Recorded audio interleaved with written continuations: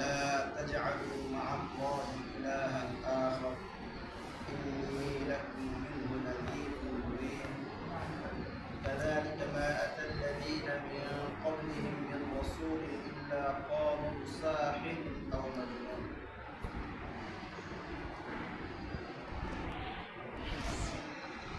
ولا تجعلوا مع الله إلها آخر إني لكم منه نذير مبين আল্লাহ জাল্লা শানুহু আম্মা নাওয়ালহু বলেছেন ওয়ালা তাজআলু মা আল্লাহি ইলাহান আখার তোমরা আল্লাহ তাআলার সাথে অন্য কাউকে ইলাহ হিসেবে গ্রহণ করো না, ইলাহ হিসেবে সাব্যস্ত করো না। ইন্নী লাকুম মিনহু নাযীরুম মুবিন, এই কথা বলে দেওয়া আল্লাহ রাসূলের জিম্মাদারি। কাউকে জোর করে ঈমান গ্রহণ করা এটা আল্লাহ রাসূলের জিম্মাদারি না। এরপর বলতেছেন ইন্নী লাকুম মিনহু নাযীরুম মুবিন, নিশ্চয় আমি তোমাদের জন্য সুস্পষ্ট সতর্ককারী বান্দা। ওয়ালা তাজআলু মা আল্লাহি ইলাহান আখার, তোমরা আল্লাহ তাআলার সাথে অন্য কাউকে শরীক করো না, তোমরা অন্য কারো দরবারে দৌড়াইও না, বরং আমি যে তোমাদের সামনে দুইটা জিনিস রেখে যাচ্ছি, কোরআন এবং হাদিস, এটা তোমাদের জন্য পুষ্টিকর।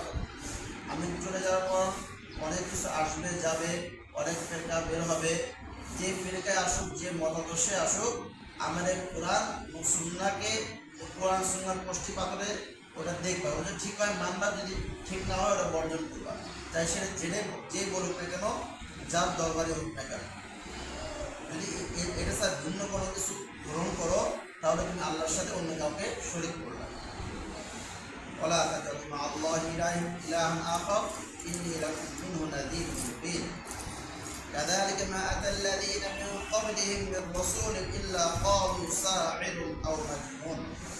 যেহেতু এই সত্য কথাটা বলার জন্য আল্লাহর সাথে অন্য কাউকে শরীক করেন না, এই কথা যুগে যুগে সর্বযুগে আম্বিয়া কেরাম বলেছেন, উলামা কেরাম বলেছেন। যখনই ওনারা এই কথা বলছেন তখনই তাদের বিরুদ্ধে বিভিন্ন রকম প্রোপাগান্ডা, তাদের উপর অন্যায় করা হয়েছে, অত্যাচার করা হয়েছে।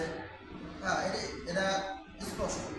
যখন আল্লাহ রাসূল তাদেরকে এই কথা বললেন, মূর্তি পূজা করো না, মানুষের পূজা করো না, হ্যাঁ, পাথর পূজা করো না, তখন তারা আল্লাহ রাসূলকে নানাভাবে কষ্ট দিচ্ছে। আল্লাহ তাআলা আল্লাহ রাসূলকে সান্ত্বনা দিতেছে যে নবী, তারা তো তোমাকে কষ্ট দিতেছে, তুমি এটা মনোক্ষুণ্ণ হও না, এই কারণে তোমার মনোবল যেন ভেঙে না পড়ে। এই জন্য কাযালিকা মা আতাল্লাযীনা মিন ক্বাবলিহিম মির রাসূল ইল্লা ক্বালু সাহির আও মাজনুন। আপনাকে একা কষ্ট দেওয়া হচ্ছে, ব্যাপারটা এমন না। আপনার আগে এমন কোনো রাসূল নাই যাকে এই কথা বলার জন্য কষ্ট দেওয়া হয় নাই। এমনও রাসূল অতিবাহিত হয়ে গিয়েছে, জীবন্ত মানুষ, তাকে লোহার চিরুনিটা তার দোষগুলো আলাদা করে ফেলা হয়েছে। এমনও নবী গেছে তাকে পর্দা দ্বিখণ্ডিত করা হয়েছে। বনি ইসরাইল ওরা একই সময় 70 জন নবীকে হত্যা করছে, শুধু এই কথা বলার জন্য ওয়ালা তাজআলু মা আল্লাহি আখার, আল্লাহর সাথে অন্য কাউকে শরীক করো না, মূর্তি পূজা করো না, মাজার পূজা করো না, অন্য কোনো ধরনের ফিতনার সাথে জড়াও না। তারা কি একে অপরকে ওসিয়ত করে গিয়েছিলেন? না, বরং তারা উদ্ধত জাতি, উশৃঙ্খল জাতি। কিন্তু তাদের ব্যবহারগুলো দেখলে মনে হয় আজ থেকে 100 বছর আগে ওরা যেভাবে নবীদের সাথে খারাপ ব্যবহার করেছে, আজকে 100 বছর 1400 বছর পরেও উলামায়ে কেরামের সাথে কিছু মানুষ ওরকম ব্যবহার করে, কেমন যেন তারা একই সুতায় গাঁথা। ফাতাওয়াল্লা আনহুম ফামা আনতা বিমালুম। এবার আল্লাহ তাআলা বলতেছেন, নবী আপনি তো তিনি কাজ করতে যান, পরের দাওয়াত দেন, অনেকে তো কথা শুনেই না, বরং ধাক্কা দেয়, অনেক রকম কথা বলে। তো যারা অতিরিক্ত আপনাকে জ্বালা যন্ত্রণা করে, আপনি বারবার দাওয়াত দিলেও তারা দাওয়াত গ্রহণ করে না, আপনার কাজ হচ্ছে ফাতাওয়াল্লা আনহুম, আপনি তাদেরকে উপেক্ষা করে চলেন, ওদেরকে সাইড কাটায় চলেন। আপনার দাওয়াত দিবেন, দাওয়াত দিয়ে আপনি সাইড কেটে চলে যাবেন।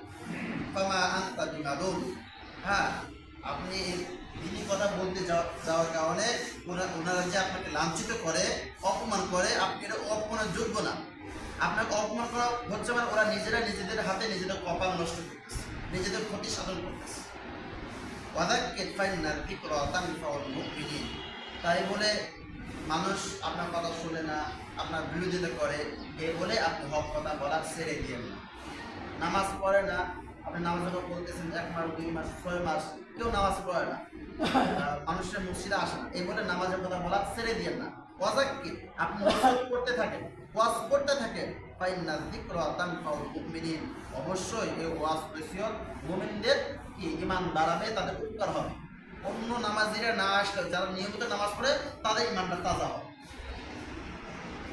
ওমা খালাকতুল জিন্না ওয়াল ইনসা ইল্লা লিয়াবুদুন, মানুষ সে পাগল হোক আর যেই হোক, মানুষ যে কাজে করে তার কোনো না কোনো উদ্দেশ্য থাকে।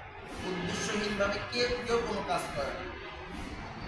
আল্লাহ তাআলা যে এই দুনিয়া তো সুন্দর করে সাজাইলেন, হ্যাঁ, আসমান বানাইলেন, জমিন বানাইলেন, আমাদেরকে বানাইলেন, ফল ফলাদি ফসল বানাইলেন, কি জন্য বানাইলেন? মানুষকে জন্য বানালেন। তার উদ্দেশ্য আল্লাহ তাআলা নিজেই বলে দিচ্ছেন, ওমা খালাকতুল জিন্না ওয়াল ইনসা ইল্লা লিয়াবুদুন, আমি মানুষ আর জিনকে বানিয়েছি ইল্লা লিয়াবুদুন, শুধুই আমার ইবাদত করার জন্য। আর বাকি যে সমস্ত যে মানুষ আর জিন ছাড়া বাকি যা আছে এগুলো বানাইছে তাদের উপকারের জন্য। পুরো পৃথিবীটা মানে মানুষের জন্য, আর মানুষকে বানাইছে আমার ইবাদত করার জন্য। তো এটা কিভাবে সম্ভব? গাছের যে আজকে এখন আম গাছে আম ধরছে, এই সমস্ত আম কোথায় যাবে? মানুষের পেটে যাবে। তারপরে গরু ছাগল খাবে, গরু ছাগলের যে দুধ এগুলো কোথায় যায়? মানুষের পেটে যায়। গরু ছাগল কোথায় যায়? মানুষের পেটে যায়। হাজার হাজার টন মদ, ঘাট চাষাবাদ হলো, এগুলো কোথায় যাবে? এগুলো মানুষের পেটে।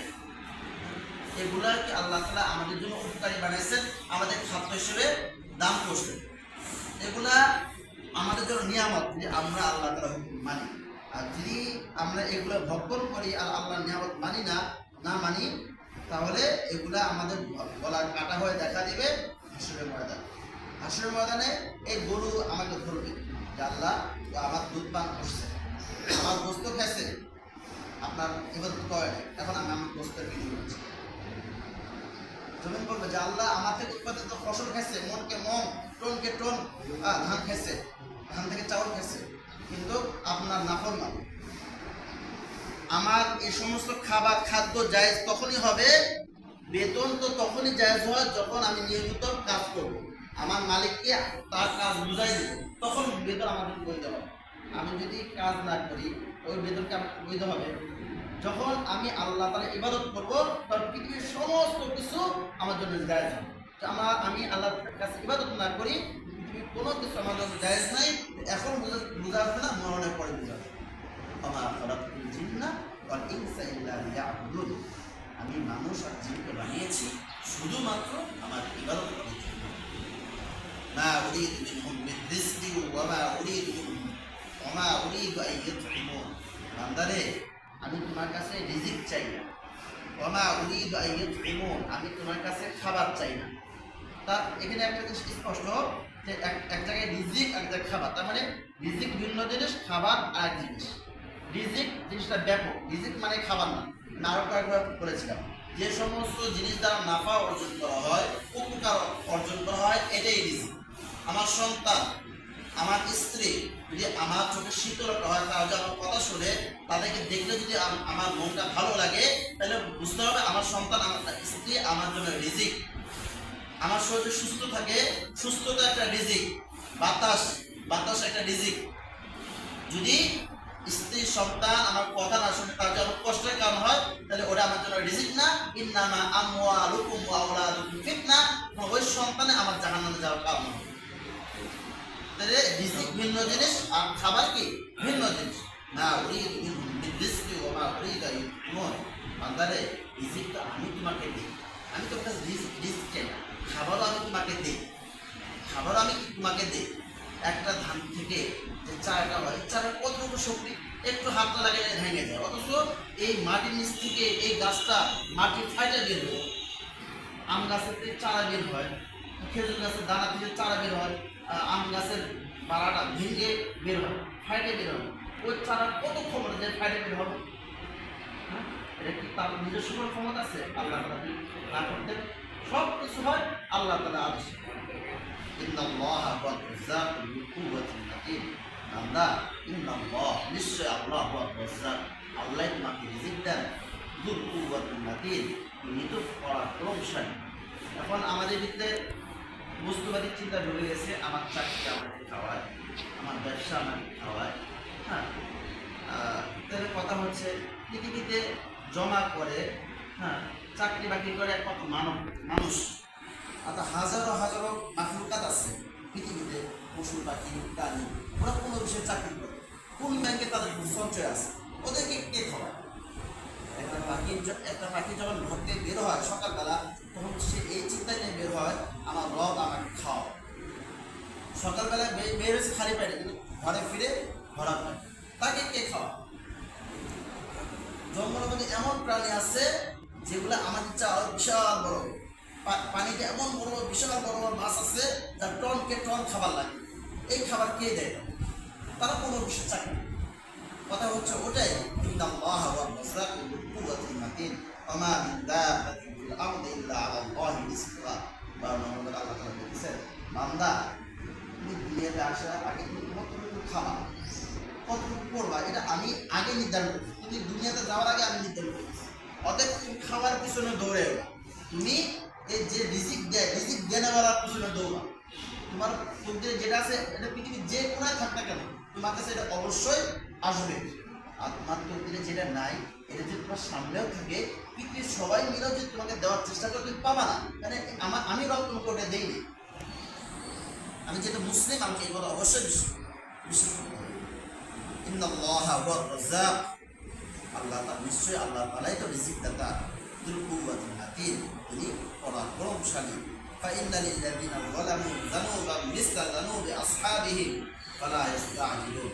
পরিশেষে কথা হচ্ছে, যারা জুলুম করেছ তাদের দৃষ্টান্ত, তাদের শাস্তি ওরকম হবে তাদের পূর্ববর্তীদের শাস্তি যেমনটা হয়েছিল। ফালা ইস্তাজিলুন, তারা যেন শাস্তির ব্যাপারে তা ওরা না করে।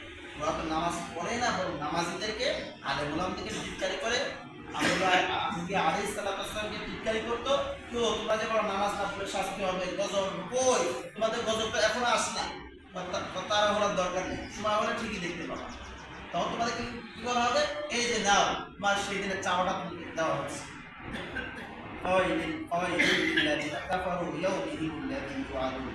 অতএব কাফেরদের জন্য দুর্ভোগ, কাফেরদের জন্য আফসোস, লিয়াউমিহিমুল্লাযী, ওই দিনের জন্য ইউআদুন, যে দিনের ওয়াদা তাদেরকে করা হয়েছে। ওই দিনটা যখন আসবে, তাদের দেনা পাওনা তাদেরকে বুঝাই দেওয়া হবে।